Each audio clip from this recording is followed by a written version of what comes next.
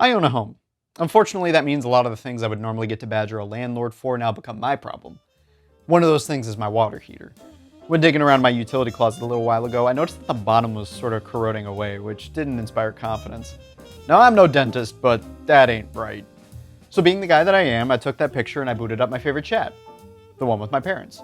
I sent the picture over and immediately had my gut reaction confirmed. I'd probably want to act soon to prevent a tidal wave in my living room. However, my dad surprised me by going a step further. He sent me a link to his Gemini chat using the image as a prompt. It didn't really offer anything more than what I already knew, but to me it highlighted something that I found fascinating. My dad was using a large language model in his daily life to answer questions. I had been using some of these chat services in a similar way, but now I was getting a glimpse into how someone outside the tech niche was using them. I wanted to dive a little deeper into this because for what it's worth, I consider chatbots to be incredibly underbaked for a lot of things. Sometimes going back and forth with one can actually help me brainstorm solutions or highlight things I hadn't thought of. Most of the time, I leave more frustrated than I arrived because I get nowhere and then the model starts confidently spouting off some bullshit before slipping into the helpful assistant archetype with a, "You're so right, I'm so wrong, so sorry about that," and then I sit in silence and question why the hell I was even talking to a robot in the first place. What makes it so bad at its one job of making my life easier? AI is as buzz terms get. For the sake of our sanities, I'll be focusing on LLMs. This natural language processing is the backbone of all the chatbots you've come to know and know. I'm just hoping to shed some light on how this all kinda sorta works because I found it a bit more helpful in easing my mind about what's in the black boxes that people presume to have godlike power. First, these models don't actually know anything. They're prediction engines. They look at every word that came before and use some crazy math to select the most probable one to follow and repeat. That logic is defined by their training, so certain contexts will adjust the weight of the words that will be spit out. Those training weights and biases are what are called parameters. Loosely speaking, the more parameters, the bigger the brain. The bigger the brain, the more flash memory and processing needed to run it all at once. The quality of the training data also matters a lot. A huge model trained entirely on answering duck facts is going to do exceptionally well at responding to questions about ducks. But it's going to fall apart completely if I ask about my water heater situation. I barely understand all the matrix math and vector stuff as it is, and there was only so much 3 blue 1 brown could teach me. But learning the math doesn't really help me get a feel for how they tick. It's time for me to break away from the theoretical and run some models. Believe it or not, you don't need a massive data center to run a chatbot. A lot of major AI players are producing open source LLMs that can run on consumer hardware. Let's start small and work our way up. On my Mac, I have this app which has a handful of pre-selected models I can download. Qwen 3.5 is one that I found performs pretty well. This 2 billion parameter model clocks in at a little over 2 gigabytes. Now, counterintuitively, 2 billion parameters is relatively small as far as most models go, but it can still be pretty impressive for basic tasks. I can ask for a description of a water cycle in under 15 words and get a competent response. However, you'll notice it just straight up ignored the word requirement. Smaller models often have trouble with instruction following as there's a lot for them to juggle at once. That's where thinking can help. Down here is where I can toggle this model's thinking mode. This makes the model take more time to reason with the requirements and expected output before it commits to sending the response. And sure enough, it seems to have learned how to count this time. This process makes the model less responsive, but it helps give more valuable output. So now let's break this thing. If I ask for a haiku of the water cycle, it just implodes. Not only does it take forever and make my computer really warm, but in the end it spirals into a thinking loop about how many syllables it needs and it times out. I could have come up with my own haiku in that time frame. So let's go bigger. This is my gaming PC. Inside I have an NVIDIA RTX 5080 graphics card for playing my favorite games in 4K. Turns out this is also what LLMs run really well on, much to the chagrin of anyone who isn't a data center. When I'm not playing games, I can run any model I can fit into video and system memory. I'm going to use the newer Qwen 3.6, but this time it's a 35 billion parameter mixture of experts model, over 17 times more parameters than the one on my MacBook. Mixture of experts means that a lightweight layer routes things to the experts as needed, like for knowledge on creative writing or coding. By doing this, only 3 billion parameters are active at a given time. It's more efficient and faster to respond than a really big, dense model trying to do everything. Not only am I going to put the exact same haiku prompt into here, but I'll even ask for it to do so without using the letter E. This is actually a bit harder than it sounds because LLMs operate on chunks of words and punctuation called tokens, not down to the letter. That's why the common gotcha people used to test was how many R's are in the word strawberry to get a hallucinated answer. Even so, this model doesn't seem to have much trouble with these requirements. So let's break things again. Now the character count must be less than the sum of the digits of 2024 to the power of 5, and each word's character count must be a prime number. Language models don't do math. They can only predict the logical chunk of numbers that usually follow, kind of like knowing 5 times 12 is 60 from memorizing times tables instead of actually doing the math on paper. 2024 to the power of 5 is this silly number, and when these digits are added up, they equal 80. I'll save you some time. The model either gets the math wrong, gives up, or the end result just sucks. There's so much going on in order to check all those boxes that it just takes a major quality hit. This is where larger models can come into play. Cloud-based LLMs like ChatGPT or Gemini require massive data centers for a reason.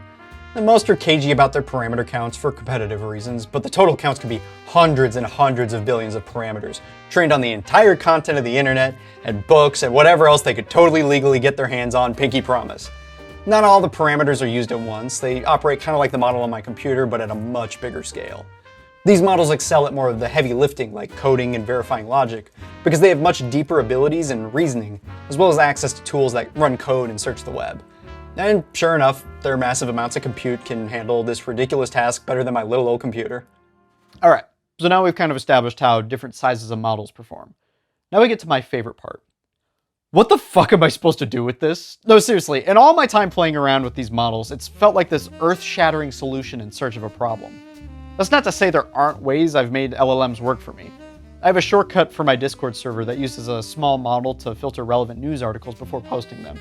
I've created budget spreadsheets by analyzing bank statements with that larger model on my PC instead of sending that private information to a cloud model. But in the grand scheme of things, I found myself spending too much time trying to automate a task that I could have probably done on my own with the same amount of effort. I don't need emails drafted for me, I don't need to vibe code anything, and I certainly don't need haikus about the water cycle. The cognitive offloading that AI companies are touting is some of the lowest hanging fruit that might actually be making people stupider in the long term. I love taking shortcuts whenever I can, but I know getting every piece of content in my life distilled down to an AI summary is going to tank my reading comprehension. As of 2026, there's already a number of studies not only showing cognitive regression in people, but now we gotta worry about the mental health of people most vulnerable to the output. When a person sends a message and gets a very human-like response back, of course they're gonna start treating it like a human. It sounds confident in what it says, even if it's totally off base. It's absurd to assume anyone is going to spend the extra time to verify small bits of information when the bot sounds like it knows what it's talking about. My biggest ongoing homeowner challenge has been mitigating humidity in the summer with my AC, and Gemini has time and time again flip-flopped on what advice to give because it's trained on one of the most controversial HVAC discussions online. None of that even begins to acknowledge the fact that these models are trained to be sycophants, so people come back for more. They're supposed to be helpful and flattering by design, which often leads to wholly incorrect nonsense being spouted out with confidence. The occasional moment of, oh wow, that's pretty good, completely disappears the minute you have to pick apart all the facts it hallucinated and realize nothing of value remains. Even if the vast majority of it is on track, that trust withers away pretty quickly when you have to keep verifying output or steering it in the right direction. I've heard from a handful of people in my life that they tend to chirp back with corrections when the bot is off base. As ridiculous as I find that, this stuff is being advertised to be incredibly intelligent, so I can't blame them. It's just a smart word cloud, but it certainly responds like it knows what it's doing, which makes it all the more frustrating when it's dumb as a rock. There's gotta be a way to do it right. In my opinion, the best implementations of this technology need to be seamless and go unseen. I shouldn't need to have a call and response with a robot to make my life easier, and I don't need rainbow gradients and sparkles to remind me how totally smart it is. My recipe app Crouton does this cool thing where they use Apple's foundation model to interpret ingredients and steps from a recipe, even if it's a picture of a handwritten one. Not only does this feel seamless, but it doesn't separate me from the recipe itself.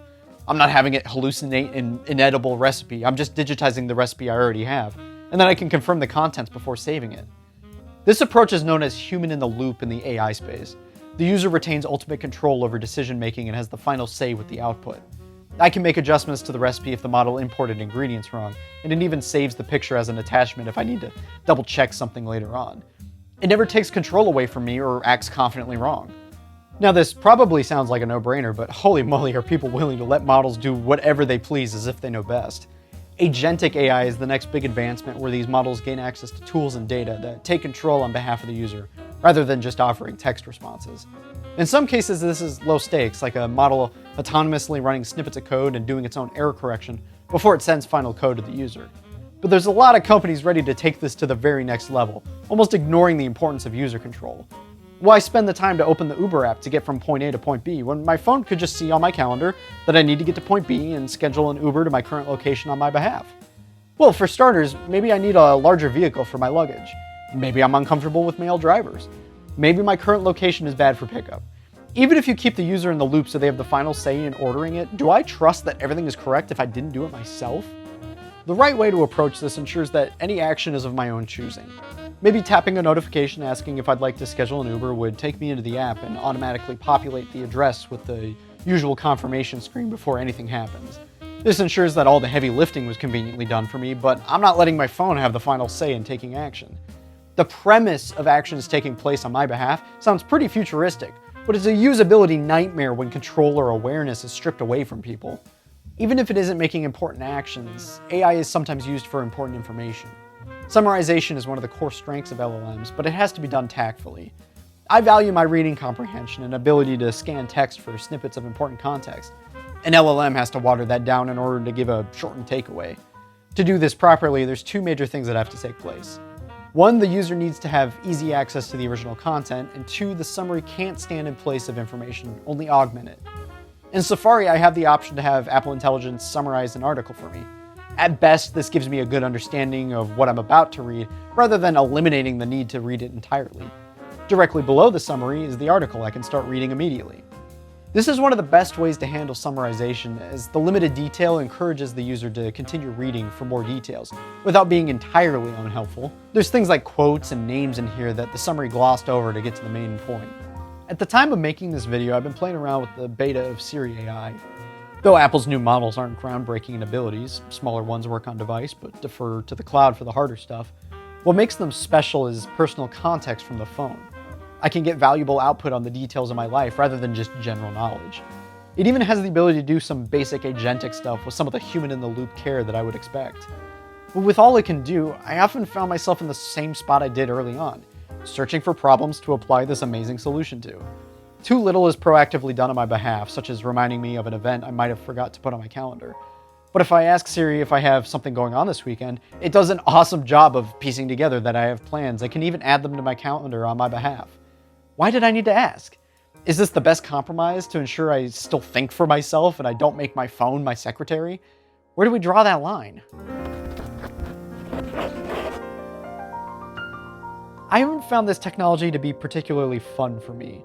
Not to use, not to research, and especially not to witness in the real world. The fascinating nature of what's going on in the black box is immensely overshadowed by hustle culture tech bros hoping to not be left in the dust, or major corporations trying to shove it into every crevice imaginable without any regard for the ramifications.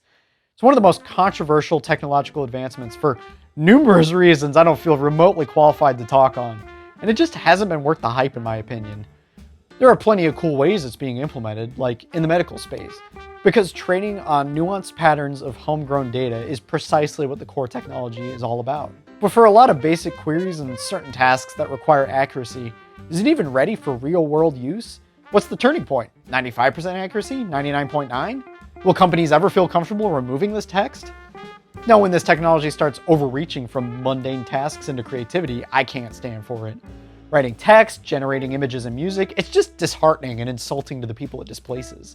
Especially when you consider that the best these models can do is remix the work they're trained on. But how does someone draw that ethical line? Does using a language model to help me create the outline of this script cross the line? What about having it conduct research online to find the best sources for this video? How about having it write portions of this script, but it's a model trained only on samples of my writing, so it's basically my own words? I didn't do any of that, but the fact that I could have might have reduced your trust in me. It's such a slippery slope, and people are drawing the line at so many different points. I'm choosing to remain optimistic. I don't fully buy into the doom and gloom about chatbots, primarily because I've seen that they really only enhance a workflow at best. But I also don't condone how much it's being touted as the be-all end-all solution to everything. When it's used to outright replace people, it falls flat so fast. Even with the knowledge advancements and efficiency gains, running those gigantic models is ruinously expensive compared to hiring skilled people. And even then, AI companies are still trying to find out how to recoup costs. Chat outputs also still need to be babysat by people who can spot hallucinations. The most advanced chatbot is always worse in the hands of an idiot than an expert in their field. AI is and always will be just another form of compute and should always be treated as such. It needs to improve lives, not replace them. Stay creative, stay human, and maybe go inspect your water heater. I'll see you around.